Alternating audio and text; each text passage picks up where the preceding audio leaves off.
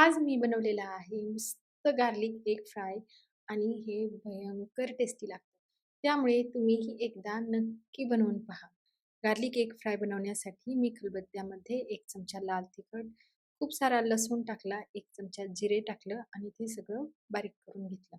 पॅनमध्ये मी 2 चमचे तेल टाकलेलं आहे.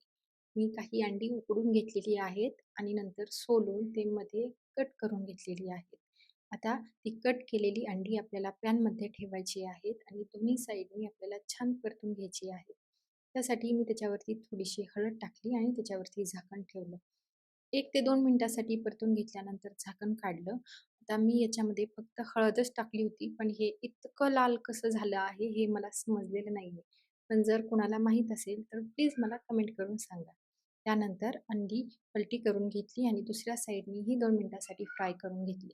फ्राय केलेली अंडी मी एका प्लेटमध्ये काढून घेतली आणि त्याच पॅनमध्ये मी परत चिरलेला कांदा टाकला आणि तो छान परतून घेतला. त्याच्यामध्ये बारीक केलेलं वाटण टाकलं आणि मसाला करपू नये म्हणून थोडंसं पाणी टाकलं.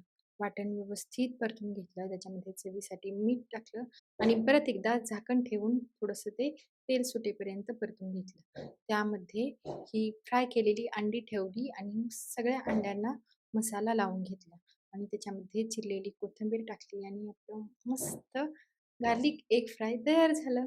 Thanks for watching. Bye bye.